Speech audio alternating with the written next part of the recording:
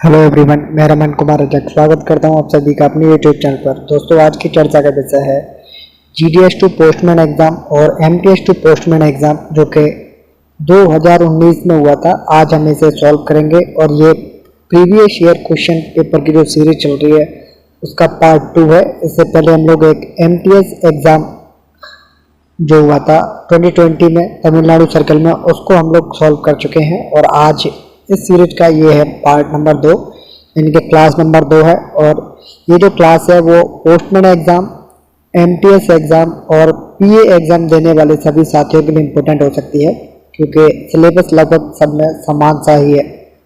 तो आज का पहला प्रश्न है कि head of the postal division is, यानी कि जो सर्कल प्रमुख होते, डिवीजन के प्रमुख कौन होते हैं, पोस्टल डिवीजन के प्रमुख कौन होते हैं, ये पूछा गया है।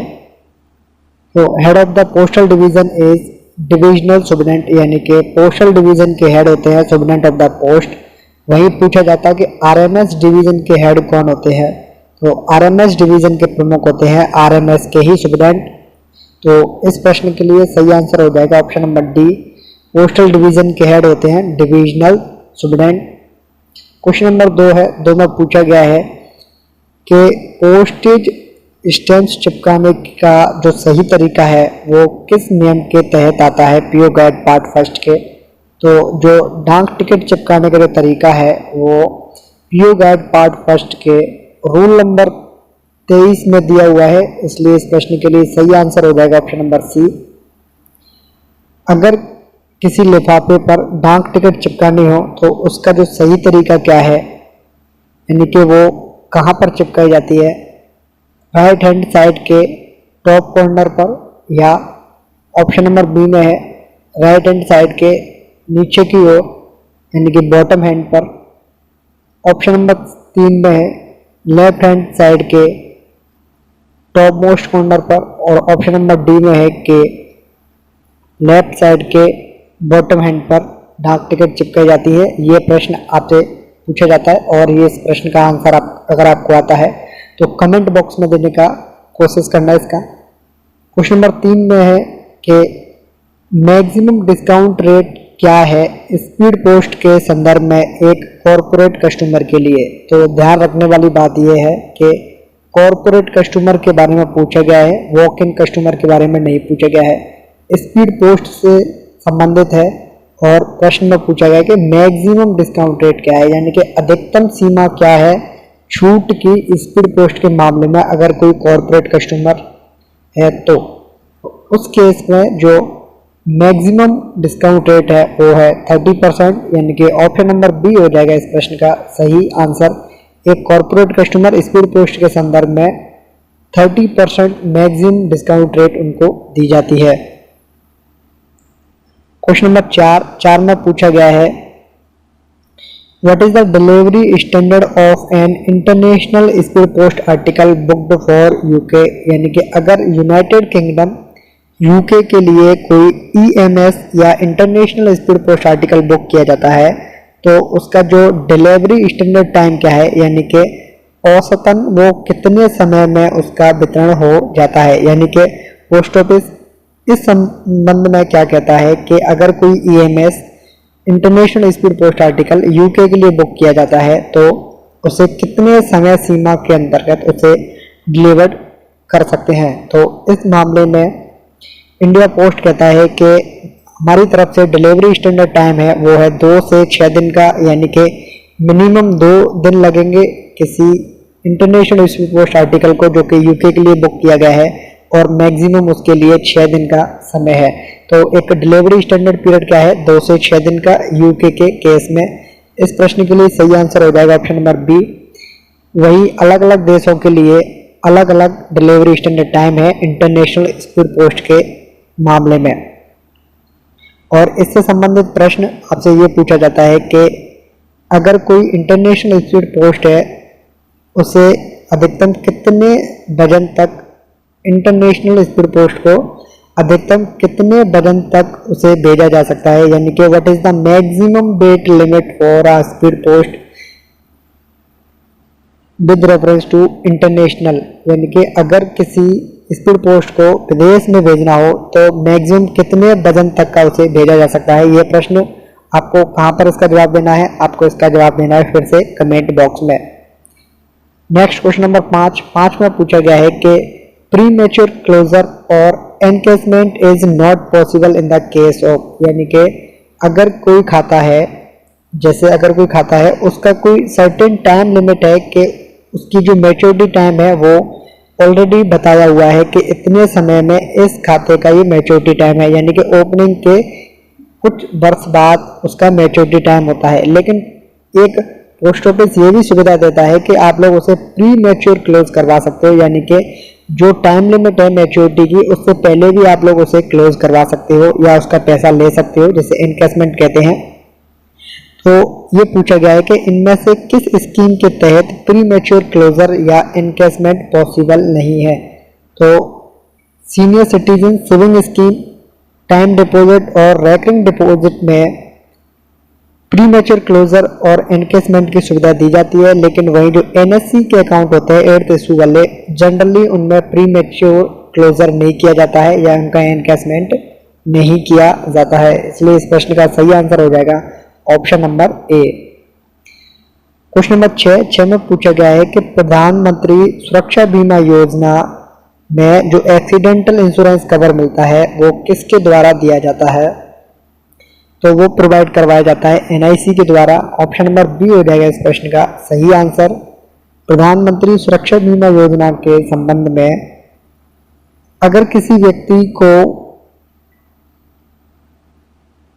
इसे लेना है, यानी कि प्रधानमंत्री सुरक्षा बीमा योजना के तहत रजिस्ट्रेशन करवाना है या अपना इंश्योरेंस करवाना है, तो कम से कम 1 साल के लिए इसमें 12 रुपये चार्ज लिया जाता है, यानी कि 12 रुपये का प्रीमियम आएगा प्रत्येक साल के लिए।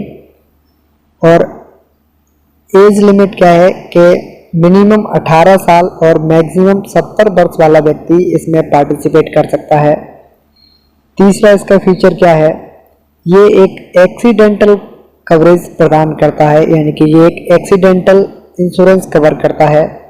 और नेक्स्ट है कि इसके तहत 2 लाख रुपए दिए जाते हैं, यानी कि अगर किसी व्यक्ति का प्रधानमंत्री सुरक्षा बीमा योजना है, यानी उनमें उस व्यक्ति ने PMSBY के तहत इंश्योरेंस ले रखा है, तो उनको मैक्सिमम 2 लाख रुपए दिए जाते हैं अगर एक्सीडेंट होता है। तो अगर किसी व्यक्ति की डेथ हो जाती है एक्सीडेंट में तो उनको 2 लाख रुपए दिए जाते हैं।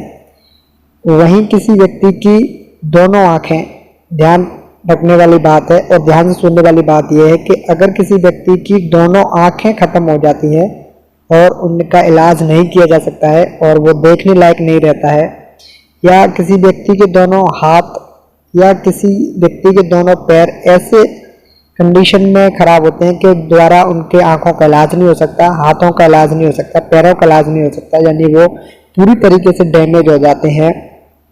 और एक आंख के साथ साथ में अगर एक हाथ और एक पैर, यानी कि एक हैंड और एक लेग खराब हो जाता है, पूरी तरीके से डैमेज हो जाता है, तो उस केस में भी 2 लाख रुपए दिए जाते हैं। यानी कि डेथ के केस में 2 लाख रुपए दिए जाते हैं, एक्सीडेंट से डेथ होगी तो। वहीं 2 लाख कब दिए जाएंगे, या तो दोनों आंखें खराब हो जाएं, दोनों आईज अगर डैमेज हो जाती है, या फिर दोनों हाथ खराब हो जाते हैं, यानी कि दोनों हैंड खराब हो जाते हैं, या दोनों लेग्स खराब हो जाते हैं, या फिर एक आंख के साथ में एक हाथ खराब हो जाए, या एक आंख के साथ में एक पैर खराब हो जाता है और पूरी तरीके से डैमेज हो जाता है, तो उस केस में भी 2 लाख रुपए दिए जाते हैं। लेकिन वहीं अगर किसी व्यक्ति की एक आंख या एक हाथ या फिर एक पैर खराब होता है एक्सीडेंट में, तो उस केस में 1 लाख रुपए का ही बीमा राशि उनको दी जाती है। तो ये कुछ फीचर्स थे PMSBY के। नेक्स्ट जानते हैं, नेक्स्ट क्वेश्चन है व्हेन वाज RPLI इंट्रोड्यूस, यानी कि RPLI की शुरुआत कब से हुई। तो RPLI की जो शुरुआत है वो हुई थी 1995 में, इसलिए इस प्रश्न का सही आंसर हो जाएगा ऑप्शन नंबर बी। आरपीएलआई को मल्होत्रा कमेटी की सिफारिशों पर इसे लाया गया था और इसके तहत 6 टाइप्स की बीमा पॉलिसीज दी जाती हैं। मैक्सिमम 10,000 रुपये की आरपीएलआई कोई व्यक्ति करवा सकता है और मैक्सिमम की सीमा है 10 लाख रुपए तक की एक आरपीएलआई करवाई जा सकती है। नेक्स्ट क्वेश्चन नंबर 8 आज में पूछा गया है कि commemorative stamps are not available in the following, यानी कि जो स्मारक स्टैम्प्स होती हैं, कमरमेटिव स्टैम्प्स होती हैं, स्मारक स्टैम्प्स होती हैं, वो कहाँ पर उपलब्ध नहीं होती हैं, ये पूछा गया है। तो एक फिलेटली के ब्यूरो पर या फिलेटली के काउंटर पर या फिलेटली डिपॉजिट अकाउंट स्कीम के तहत कमरमेटिव स्टैम्प्स को लिया जा सकता है, वहाँ पर ये सारी चीज़ें उपलब्ध रहती हैं। लेकिन एक जो स्टैम्प का काउंटर होता है, स्टैम्प का जो काउंटर होता है, यानी कि पोस्ट ऑफिस में जो नॉर्मली काउंटर होते हैं जहाँ पर डाक टिकटें दी जाती हैं जो कि डेली यूज वाली होती हैं, उस काउंटर पर स्मारक स्टैम्प्स अवेलेबल नहीं होती है। इसलिए इस प्रश्न के लिए सही आंसर हो जाएगा option number C. PDA philatelic deposit account को मिनिमम 200 रुपये से खोला जा सकता है और वहीं दीनदयाल स्पर्श योजना स्टैम्प से संबंधित है और इसके तहत छात्रों को स्कॉलरशिप प्रदान की जाती है जो स्टूडेंट 6वीं क्लास में, 7वीं क्लास में और 8वीं क्लास में और उसके साथ साथ 9th क्लास में, यानी कि जो 4 क्लास के स्टूडेंट्स हैं इनके लिए दीनदयाल स्पर्श योजना के तहत उनको स्कॉलरशिप दी जाती है। नेक्स्ट क्वेश्चन नंबर 9 में है कि mail bag exchange between a cash office and a sub office are denoted in the due mail list by the distinguished symbol, यानी कि जो मेल बैग एक्सचेंज किया जाता है एक कैश ऑफिस और एक सब ऑफिस के बीच में, उसे जो ड्यू मेल लिस्ट होती है उसमें किस सिंबल के द्वारा उसे दर्शाया जाता है। तो उसके लिए जो सिंबल है वो है एफ का, यानी कि इस प्रश्न के लिए सही आंसर हो जाएगा option number C. Next question number 10 में पूछा गया है कि बीट को किस संदर्भ में यूज किया जाता है। तो बीट को पोस्ट ऑफिस के संदर्भ में भी यूज करते हैं और आरएमएस के सेक्शन में भी, आरएमएस के सेक्शन होते हैं उस संबंध में भी बीट को यूज किया जाता है। इसलिए इस प्रश्न का सही आंसर हो जाएगा option number C. Beat basically क्या होती है कि ये बीट का मतलब होता है कि ऐसा एरिया या ऐसा क्षेत्र जिसमें एक पोस्टमैन अपने डाकों को वितरण करता है, यानी कि एक पोस्टमैन के लिए एक बीट दी जाती है और उसका कुछ एरिया उसको डिसाइड किया जाता है कि इस एरिया की डाक ये पोस्टमैन बांटेगा या ये डिलीवरी एजेंट बांटेगा या ये जीडीएस डाक बांटेगा। तो बीट का जो संबंध है वो एक्चुअली एरिया से है जहाँ पर पोस्टमैन डाक बांटता है और डाक पोस्ट ऑफिस के साथ साथ आरएमएस के सेक्शंस में भी बांटी जाती है। इसलिए इस प्रश्न का सही आंसर हो जाएगा option number C. Next question number 11 में पूछा गया है कि जो पोस्टमैन बुक होती है उसे किस फॉर्मेट में या किस फॉर्म में प्रिंट किया जाता है। तो पोस्टमैन की जो बुक होती है उसे MS-27 के रूप में प्रिंट किया जाता है। इसलिए इस प्रश्न का सही आंसर हो जाएगा ऑप्शन नंबर सी। MS-27 में पोस्टमैन बुक को प्रिंट किया जाता है। क्वेश्चन नंबर 12 में है कि following is not supplied to every set, यानी कि निम्नलिखित में से प्रत्येक सेट के लिए किसे सप्लाइड नहीं किया जाता है। तो एक सेट के लिए या प्रत्येक सेट के लिए डेट स्टैम्प्स, नेम स्टैम्प और डेट सील को सप्लाई किया जाता है, लेकिन वही जो ऑबलिंग स्टैम्प्स है वो प्रत्येक सेट के लिए सप्लाई नहीं की जाती है। इसलिए इस प्रश्न का सही आंसर हो जाएगा option number B. Next question number 13 में पूछा गया है कि अगर कोई रिलीविंग एजेंट नहीं है तो उस केस में जो मेल एजेंट होता है वो ऑफिस को लॉक करता है, तो उसके बाद में वो चाबी का क्या करे। तो वो उस चाबी को लॉक करने के बाद में अगर रिलीविंग एजेंट नहीं है तो मेल एजेंट उस केस में ऑफिस का लॉक लगा करके उस चाबी को अपनी कैपेसिटी के अनुसार रख सकते हैं, यानी कि इस प्रश्न के लिए सही आंसर हो जाएगा option number C. Question number 14 में है कि post office open on Sundays and post office holidays not as, यानी कि ऐसी पोस्ट ऑफिस जो कि संडे को भी ओपन होती हो, राष्ट्रीय छुट्टियों में भी ओपन होती है और पोस्ट ऑफिस की छुट्टियों के दिन भी खोली जाती है या खुली रहती है, उसे क्या कहते हैं। तो उसे कहते हैं नाइट पोस्ट ऑफिस या रात्रिकालीन डाकघर।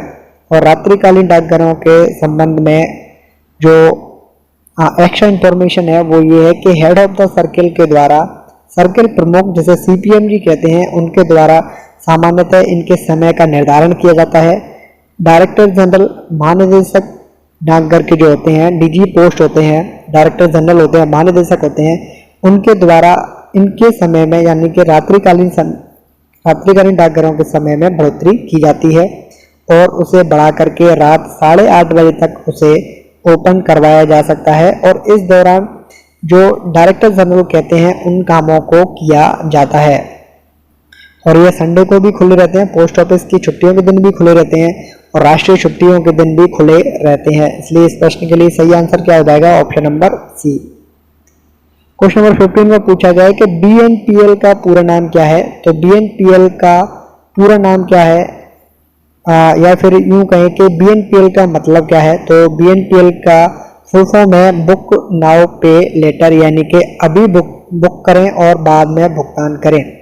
बुक अभी करें, भुगतान बाद में करें, बीएनपीएल का पूरा नाम है बुक नाउ पे लेटर।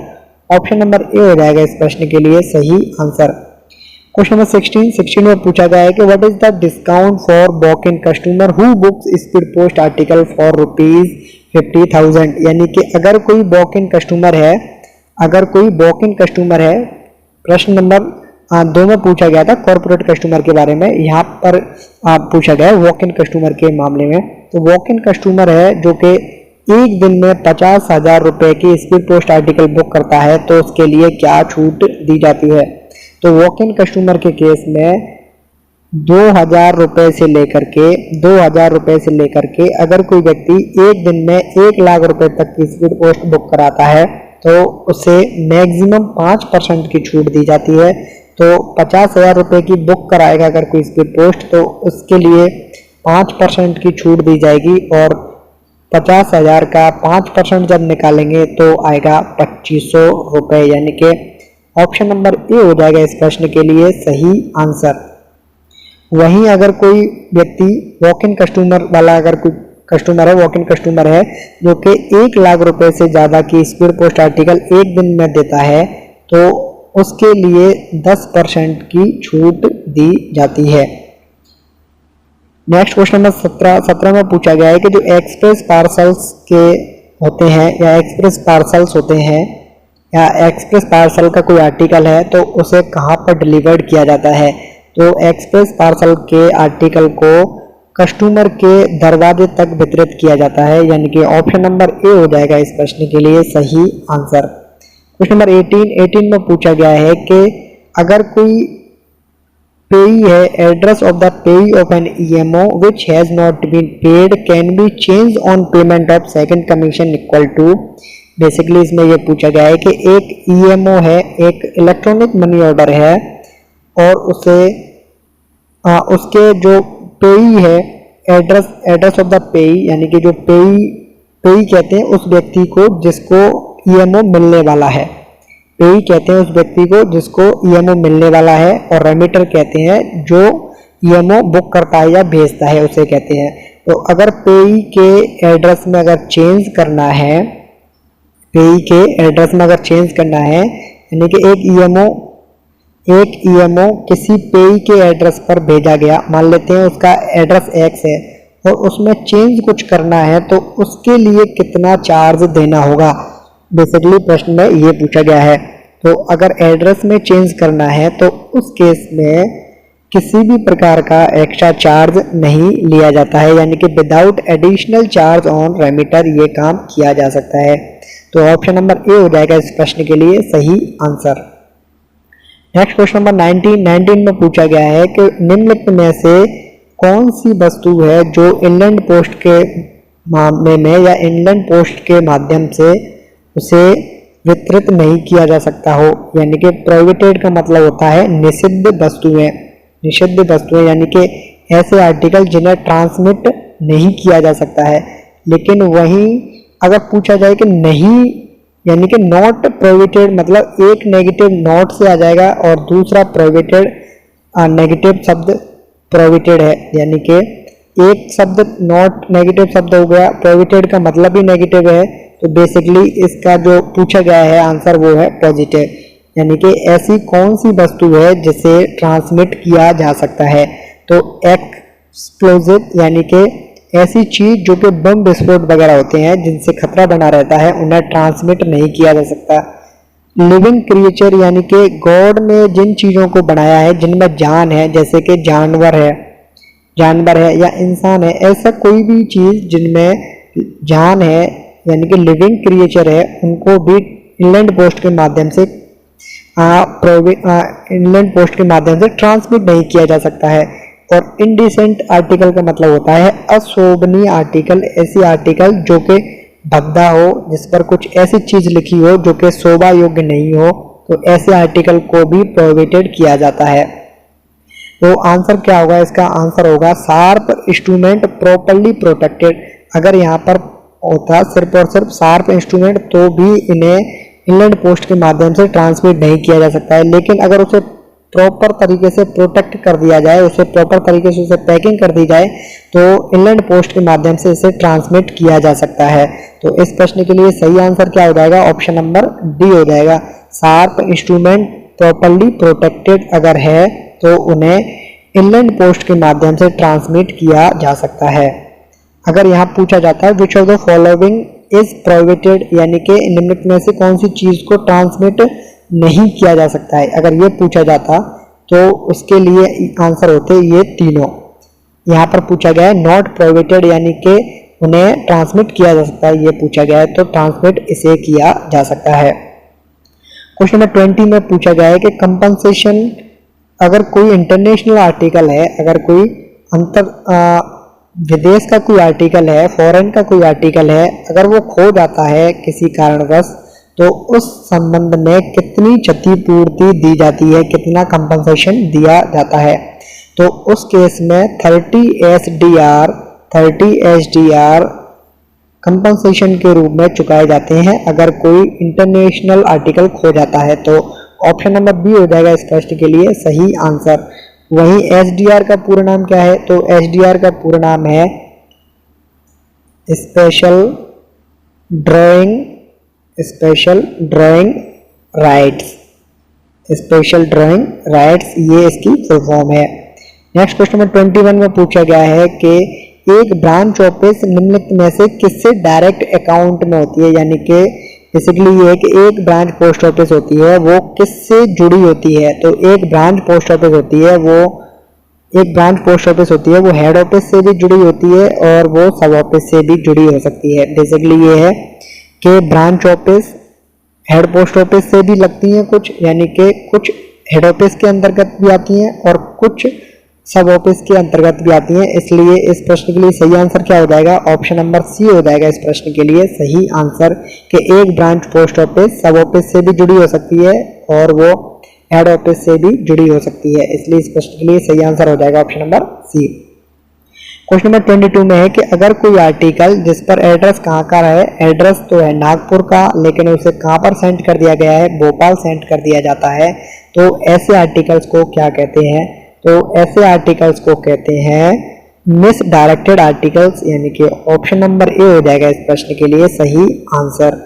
क्वेश्चन नंबर 23 में पूछा गया है कि गजेटेड हेड पोस्ट ऑफिस होती हैं, जो राजपत्रित हेड पोस्ट ऑफिस होती हैं, वो किन के नियंत्रण और सुपरविजन का मतलब हो गया पर्यवेक्षण में, यानी कि वो किन के कंट्रोल में आती हैं, किन के अंडर में काम आती हैं। बेसिकली ये पूछा गया है कि अगर कोई गजेटेड हेड पोस्ट ऑफिस है तो उनका हेड कौन होता है, उनके इंचार्ज ऑफिसर कौन होते हैं।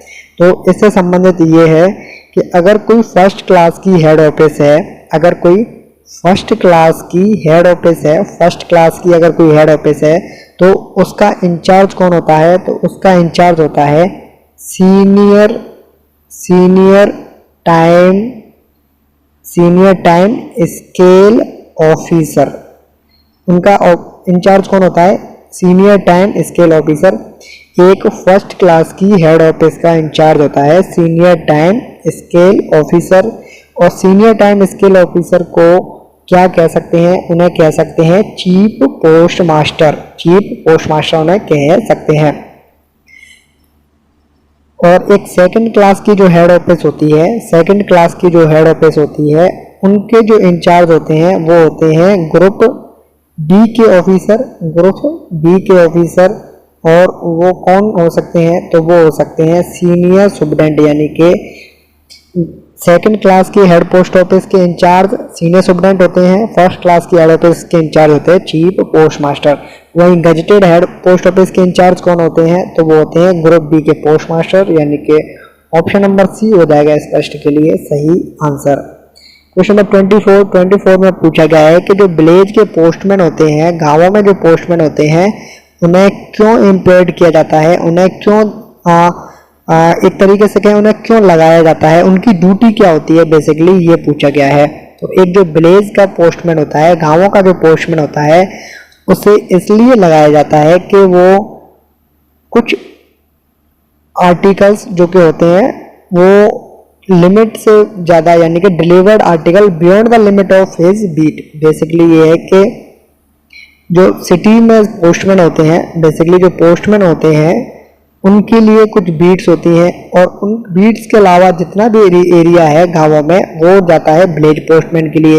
तो विलेज पोस्टमैन को क्या करना है, विलेज पोस्टमैन को डिप्लॉयड किया जाता है कि वो डिलीवर करें आर्टिकल्स को beyond the limit of postman's beat. ऐसा लिखा हुआ है कहाँ पर, वॉल्यूम 6 है, पोस्टल मैनुअल वॉल्यूम 6, डाकघर मैनुअल पुस्तक 6 है, यानी कि पोस्टल मैनुअल वॉल्यूम 6 है। उसका जो पार्ट 3 है, उसका जो पार्ट 3 है उसमें लिखा हुआ है, उसका एक चैप्टर है, उसमें लिखा हुआ है कि village postman is employed to deliver article beyond the limit of postman's beat. तो इसलिए इस प्रश्न का सही आंसर क्या होना चाहिए, तो इस प्रश्न का सही आंसर होना चाहिए according to that manual option number B. Question number 25 में पूछा गया है कि जो स्पीड पोस्ट सेंटर के सुपरवाइजर होते हैं वो अपनी डेली रिपोर्ट किस फॉर्म में या किस फॉर्मेट में सबमिट करते हैं। तो जो सुपरवाइजर होते हैं स्पीड पोस्ट सेंटर के, वो MS-83 फॉर्म में या MS-83 फॉर्मेट में अपनी जो डेली रिपोर्ट होती है उसे सबमिट करते हैं। इसलिए इस प्रश्न का सही आंसर हो जाएगा ऑप्शन नंबर सी।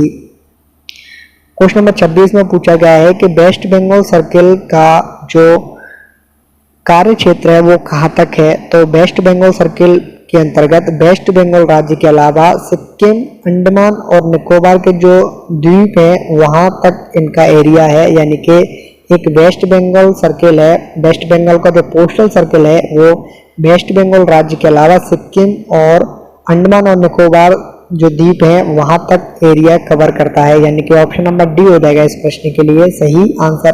टोटल ऐसे 6 ही सर्किल्स हैं, टोटल ऐसे 6 ही सर्किल हैं जो कि अपने स्टेट के अलावा, अपने सर्किल के अलावा या अपने स्टेट के अलावा अन्य क्षेत्रों में भी वो पोस्टल कार्य को देखते हैं। तो टोटल ऐसे 6 ही अपवाद हैं। क्वेश्चन नंबर 27 में पूछा गया है कि जो पैकिंग संबंधी नियम है वो post office guide part first के किस रूल में है। तो पैकिंग संबंधी जो रूल है वो post office guide part first के रूल नंबर 15 में है या क्लॉज नंबर 15 में है। तो ऑप्शन नंबर बी हो जाएगा इस प्रश्न का सही आंसर। और इसे याद रखने के लिए जो शॉर्ट तरीका है या कह सकते हैं शॉर्ट ट्रिक क्या है, तो पैकिंग में क्या आता है, पैकिंग में भी पा आता है, पैकिंग में भी पी आती है, और 15 जब लिखते हैं तो 15 में भी पा आता है यानी कि पी आता है। तो 15 को याद रखने के बजाय पैकिंग का पी और 15 का भी पी, तो इस तरीके से इसको याद रख सकते हैं और इसका सही आंसर हो जाएगा option number B. Next question number 27 के बाद में है 28 में पूछा गया है कि अगर कोई COD आर्टिकल जो कि 12,000 रुपये का है तो उस पर एक्स्ट्रा कितना चार्ज देना होगा, यानी कि उस पर कितना एक्स्ट्रा चार्ज लगेगा अगर कोई COD आर्टिकल 12,000 रुपये का सेंड किया जाता है। तो इस केस में एडिशनल चार्ज निकालने के लिए तरीका है वो ये है कि 5,000 रुपये से ज़्यादा का अगर कोई आर्टिकल है तो जितना अमाउंट 5,000 रुपये से ज़्यादा है, यानी कि 12,000 में से सिंपली 5,000 को माइनस करना है। तो 5,000 में वो माइनस करेंगे तो बचता कितना है 7,000। बेसिकली ये है कि 5,000 से कितना अमाउंट ज़्यादा हो गया, 7,000 रुपये एक्स्ट्रा हो गया, तभी तो 12,000 हो रहा है। तो 5,000 रुपये तक लगते हैं 100 रुपये। अगर 7,000 रुपये एक्स्ट्रा हो रहे हैं, यानी कि 5,000 रुपये से जितना भी एक्स्ट्रा होगा उसका निकालना होगा 1%। तो इसका 1% कितना होगा, तो 7,000 का 1% कितना होगा, 7,000 इंटू 1/100, तो ये हो जाएगा 70 रुपये। 5,000 रुपये तक कितने रुपये लग रहे थे, 100, और एक्स्ट्रा 5,000 रुपये से कितना अमाउंट जा रहा है, उसका 1% निकालने पर कितना आ रहा है, 70। टोटल कितना हो गया, 170 रुपये हो गया इसके लिए सही आंसर। ऑप्शन नंबर सी हो जाएगा इस प्रश्न के लिए सही आंसर। अगर सीओडी आर्टिकल 4,000 रुपये का है, अगर सीओडी आर्टिकल 4,000 रुपये का है तो उस पर कितना एडिशनल चार्ज देना होगा, और इस प्रश्न का आप लोग सही आंसर करोगे कहाँ पर, कमेंट करोगे अगर आप पर आता है तो। इस प्रश्न के लिए आंसर करना है आपको कमेंट बॉक्स में कि एक सीओडी आर्टिकल 4,000 रुपये का है और उस पर कितना एडिशनल चार्ज लगेगा, ये पूछा जा रहा है आपसे। नेक्स्ट क्वेश्चन नंबर 29 में है सर्विस स्टैंडर्ड टाइम पूछा गया है स्पीड पोस्ट आर्टिकल के केस में अगर वो दो राज्यों की राजधानियों के बीच में जाता है। बेसिकली ये है कि एक स्टेट ये है, एक राज्य ये है, दूसरा राज्य ये है, इसकी राजधानी ये है, इसकी राजधानी ये मान लेते हैं, यानी कि इसकी राजधानी ए, इसकी राजधानी बी। अगर कोई आर्टिकल ए ऑफिस से बुक किया जाता है, यानी कि ए सिटी की ऑफिस है वहां से बुक किया जाता है और इससे जाना है बी वाली ऑफिस में जाना है, यानी कि इस स्टेट की राजधानी से इस स्टेट की राजधानी में इसको जाना है, तो उस केस में सर्विस स्टैंडर्ड टाइम क्या है, यानी कि एवरेज टाइम टेकन कितना है, सर्विस स्टैंडर्ड टाइम कितना है, इस केस में ये पूछा गया है। तो उस केस में सर्विस स्टैंडर्ड टाइम है वो है 1 से 4 दिन का, यानी कि ऑप्शन नंबर सी हो जाएगा इस प्रश्न के लिए सही आंसर कि मिनिमम 1 दिन में डाक पहुंच सकती है और मैक्सिमम कितना टाइम लगेगा, तो मैक्सिमम टाइम लगेगा 4 दिन का। नेक्स्ट क्वेश्चन नंबर 30 में पूछा गया है कि अगर पोस्ट ऑफिस का सेविंग अकाउंट खोलना है और वो भी कौन सा, चेक फैसिलिटी वाला, तो उसके लिए मिनिमम कितना बैलेंस होना चाहिए उस अकाउंट में। तो बेसिकली ये है कि आजकल, पहले इसकी लिमिट थी लेकिन आजकल ये है कि मिनिमम 500 रुपये सभी अकाउंट्स में रखने ही होंगे। तो इसको भी, इस क्वेश्चन को थोड़ा सा अपडेट करते हुए और इस प्रश्न के लिए सही आंसर क्या हो जाएगा, तो इस प्रश्न के लिए सही आंसर हो जाएगा ऑप्शन नंबर डी, 500 रुपये मिनिमम सभी प्रकार के एसबी अकाउंट में रखने होंगे, यानी कि चाहे उसमें चेक फैसिलिटी हो या नहीं हो। क्वेश्चन नंबर 31 में है कि एक आईएमओ है, एक इंस्टेंट मनी ऑर्डर है, उसके माध्यम से, एक इंस्टेंट मनी ऑर्डर के माध्यम से, एक आईएमओ के माध्यम से अधिकतम कितने रुपए को, अधिकतम कितने अमाउंट को, अधिकतम कितने रुपयों को ट्रांसमिट किया जा सकता है, बेसिकली ये पूछा गया है। तो ऑप्शन नंबर डी हो जाएगा इस प्रश्न के लिए सही आंसर। अधिकतम 50,000 रुपयों को, अधिकतम 50,000 रुपये की जो धनराशि है उसे आईएमओ के माध्यम से ट्रांसमिट किया जा सकता है और आईएमओ का पूरा नाम है instant money order. Question number 32 में पूछा गया है कि एक पीएलआई को अधिकतम कितने रुपयों से करवा सकते हैं। तो मैक्सिमम लिमिट है पीएलआई के केस में वो है 50 लाख रुपए, यानी कि एक पीएलआई को, एक पोस्टल लाइफ इंश्योरेंस जो कोई व्यक्ति लेना चाहता है वो अधिकतम 50 लाख रुपए का ले सकता है और मिनिमम की सीमा है 20,000 रुपए की। पोस्टल लाइफ इंश्योरेंस में 6 प्रकार की पॉलिसियां हैं वो दी जाती हैं और पीएलआई की शुरुआत है वो 1 फरवरी 1884 में हुई थी। ये इससे संबंधित एक्स्ट्रा इन्फॉर्मेशन है और प्रश्न के लिए सही आंसर है option number C, maximum 50 lakh रुपए की एक पीएलआई करवाई जा सकती है। क्वेश्चन नंबर 33 में पूछा गया है कि अगर किसी को रजिस्टर्ड पार्सल बुक करना है post office, branch post office से, या तो ब्रांच पोस्ट ऑफिस से बुक करना है या ब्रांच पोस्ट ऑफिस के लिए बुक करना है, तो दोनों के लिए ही वजन की जो अधिकतम सीमा है वो है 10 kg, यानी कि ऑप्शन नंबर बी हो जाएगा इस प्रश्न के लिए सही आंसर। अगर कोई व्यक्ति ब्रांच पोस्ट ऑफिस से रजिस्टर्ड पार्सल बुक करना चाहता है तो वो मैक्सिमम 10 किलोग्राम तक करवा सकते हैं। अगर कोई व्यक्ति बाहर से बुक करवाता है और उसका एड्रेस ही है पाने वाला है, वो ब्रांच पोस्ट ऑफिस के अंतर्गत आता है, गाँवों में रहता है वो, या ब्रांच पोस्ट ऑफिस के एरिया में आता है, तो वो मैक्सिमम 10 किलोग्राम तक का आर्टिकल पार्सल ही, रजिस्टर्ड पार्सल ही वो वहाँ पर भेज सकते हैं। तो इसका आंसर हो जाएगा सही आंसर ऑप्शन बी। और ब्रांच पोस्ट ऑफिस के अलावा जो रजिस्टर्ड पार्सल बुक कराने की जो लिमिट है वो है 20 kg। तो उस केस में ऑप्शन कौन सा सही हो जाएगा? उस केस में ऑप्शन सही होगा सी वाला। और एक अनरजिस्टर्ड पार्सल अगर भेजना है किसी को तो वो मैक्सिमम 4 किलोग्राम तक का भेजा जा सकता है। ये सभी लिमिट्स हैं वो इनलैंड पोस्ट के मामले में लागू होती हैं। तो इस प्रश्न के लिए सही आंसर कौन सा हो जाएगा? Option number B. Question number 34 में है मेल बैग्स कितने प्रकार के होते हैं, ये पूछा गया है। How many kinds of mail bags are prescribed. तो मेल बैग्स होते हैं वो टोटल है 3 प्रकार के। ऑप्शन नंबर सी हो जाएगा इस प्रश्न के लिए सही आंसर। क्वेश्चन नंबर 35 में पूछा गया है कि फेस ऑफ एन आर्टिकल से हास्य क्या है, यानी कि फेस ऑफ एन आर्टिकल अगर लिखा हुआ है कहीं पर तो इसका मतलब क्या है। तो बेसिकली ये है कि ये मेरा पोस्टल आर्टिकल है, यानी कि ये मेरा लिफाफा है और इस साइड में लिखा हुआ है मेरा एड्रेस और ये है इसकी पीछे की साइड। तो जिस तरफ लिफाफे पर, जिस तरफ पोस्टल आर्टिकल पर एड्रेस लिखा होता है, पता लिखा होता है, उस साइड को क्या कहते हैं? उस साइड को कहते हैं फेस ऑफ एन आर्टिकल, यानी कि side on which address is written known as face of an article. Option number B हो जाएगा इस प्रश्न के लिए सही आंसर। नेक्स्ट क्वेश्चन नंबर 36 में क्या है? 36 में पूछा गया है कि head postmen are assigned duties of, यानी कि हेड पोस्टमैन की ड्यूटी क्या है, ये पूछा गया है। तो हेड पोस्टमैन की ड्यूटी होती है कि अगर कोई पोस्टमैन टेम्परेरी रूप से एब्सेंट है तो उसके काम को करना, delivering work of any postman temporary absent. अगर कोई पोस्टमैन टेम्परेरी रूप से एब्सेंट है तो उसके काम को कौन देखेगा? उसके काम को देखेगा हेड पोस्टमैन, यानी कि ऑप्शन नंबर बी हो जाएगा इस प्रश्न के लिए सही आंसर।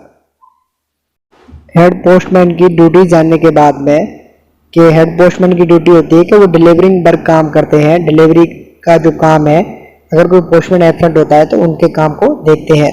और नेक्स्ट प्रश्न है कि अगर नेक्स्ट क्वेश्चन है rule governing receipt for article for delivery is.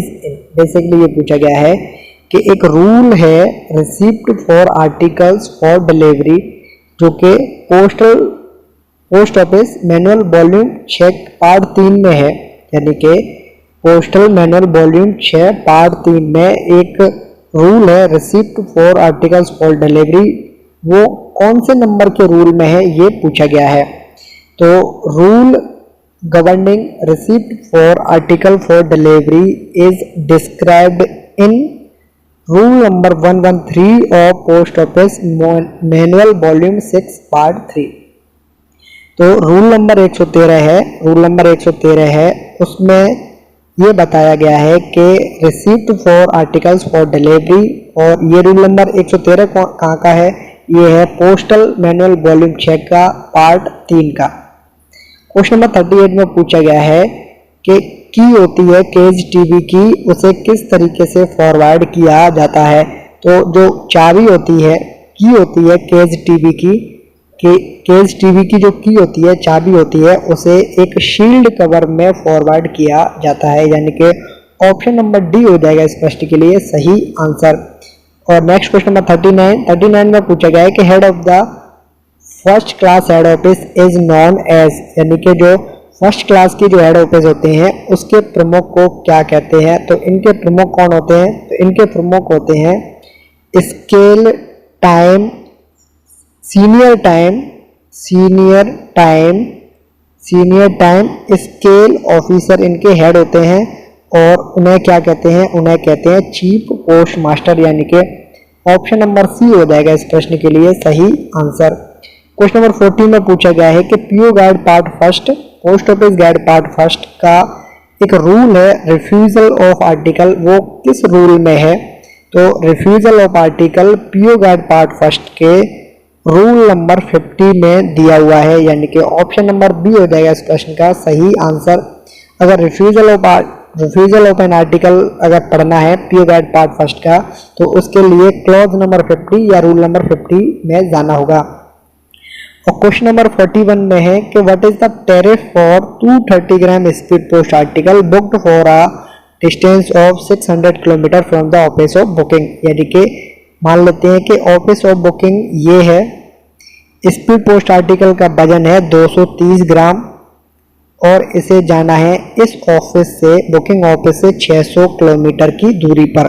तो इसके लिए कितना चार्ज लगेगा? तो इसके लिए चार्ज लगता है 60 रुपये प्लस जीएसटी, लेकिन प्रश्न में पूछा जाता है विदाउट जीएसटी, तो आप आंसर करोगे 60 रुपये 60 रुपये। इसलिए इस प्रश्न के लिए सही आंसर क्या हो जाएगा? इस प्रश्न के लिए सही आंसर हो जाएगा ऑप्शन नंबर डी। और क्वेश्चन नंबर 42 में पूछा गया है कि कस्टम डिक्लेरेशन के फॉर्म कौन कौन से होते हैं। कस्टम डिक्लेरेशन फॉर्म या सीमा शुल्क घोषणा पत्र जिसे कहते हैं हिंदी में कस्टम डिक्लेरेशन फॉर्म, तो वो फॉर्म नंबर होते हैं CN 22 और CN 23 होते हैं। और CN 22 कब यूज करते हैं, CN 23 को कब यूज करते हैं, अगर आपको पता है तो कमेंट बॉक्स में इसका आंसर दे सकते हो। बाकी इसका आंसर हम लोग दे देंगे आपको। कहाँ पर? हमारा व्हाट्सएप ग्रुप है पोस्टल क्लासेस के नाम से, और इसकी लिंक मिलेगी आपको इस वीडियो के डिस्क्रिप्शन बॉक्स में। वहाँ जितने भी प्रश्न आपसे पूछे गए हैं उनके जवाब आपको मिलेंगे। कहाँ पर मिलेंगे? पोस्टल क्लासेस के व्हाट्सएप ग्रुप पर। और वहाँ उसकी लिंक कहाँ से मिलेगी? उसकी लिंक मिलेगी आपको इस वीडियो के डिस्क्रिप्शन बॉक्स से।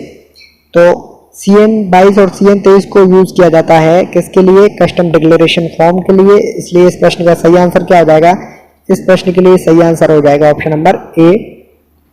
क्वेश्चन नंबर 43 में पूछा गया है कि एक EMO जो कि 500 रुपये का है उस पर कितना कमीशन चार्ज लगेगा। तो 500 रुपये के कमीशन पर 500 रुपये के EMO पर कमीशन चार्ज लगेगा 5%, और 500 का 5% कितना होगा? 25 रुपये। तो इस प्रश्न के लिए सही आंसर क्या हो जाएगा? ऑप्शन नंबर सी हो जाएगा इस प्रश्न के लिए सही आंसर। एक EMO मैक्सिमम 5000 रुपये का भेजा जा सकता है, यानी कि एक EMO मैक्सिमम कितने रुपए का सेंड किया जा सकता है? तो मैक्सिमम 5000 रुपये का एक EMO एक इलेक्ट्रॉनिक मनी ऑर्डर को भेजा जा सकता है। और भेजने वाले को कहते हैं रेमिटर, भेजने वाले को कहते हैं रेमिटर, और पाने वाले को क्या कहते हैं? पाने वाले को कहते हैं पेई।